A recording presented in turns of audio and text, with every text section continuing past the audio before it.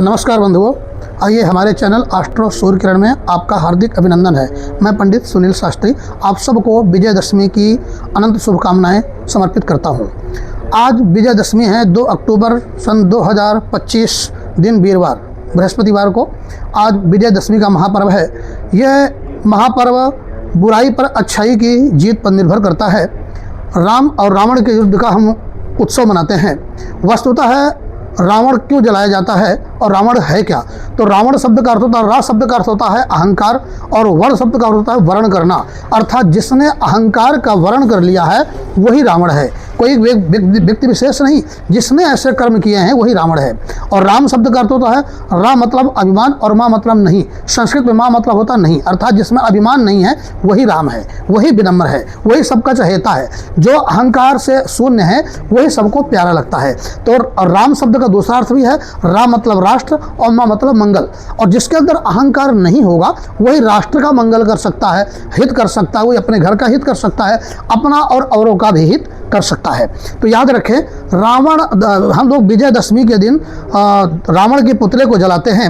रावण के पुतले जलाने का मतलब ये नहीं है कि हम रावण को जला रहे हैं। उसका मेन शब्द यह है, मेन अर्थ यह है कि हम अपने अहंकार को जलाएं, अपने अंदर बैठे अहंकार की उस मूर्ति को जला करके और विनम्र भाव अहंकार शून्य राम की मूर्ति को प्रकट करें, राम के भाव को प्रकट करने। तो विजयदशमी का जो मेन उत्सव है विशेषतः इसलिए है कि हम राक्षसत्व को, अहंकार को और बुरे कर्म को इनको त्याग करके और राम के बनाए हुए कर्मों को, विनम्रता को, अनुशासन को, धर्म को, नियम को, उत्तम चरित्र की स्थापना करें। यही वास्तविक रूप से विजयदशमी के त्यौहार को मनाना हुआ, यही वास्तविक रूप से रावण का जलाना हुआ। अपने अंदर के रावण को जलाना अर्थात अपने अंदर के अहंकार को जला देना ही रावण का जला देना है। किसी पुतले को जला देने से आपका विजयदशमी का त्यौहार नहीं होता, अपितु अपने अंदर के अहंकार को, अपनी बुराइयों को जला देना ही वास्तविक विजयदशमी का त्यौहार है। तो आपको बता दें, भगवान राम एक चक्रवर्ती सम्राट होते हुए भी वन वन घूमे अपने माता पिता के आन बान के लिए और संसार के हित के लिए और एक स्त्री जातक के सम्मान के लिए। उन्होंने जगह जगह धर्म की रक्षा करने के लिए अपने सुख को त्याग दिया।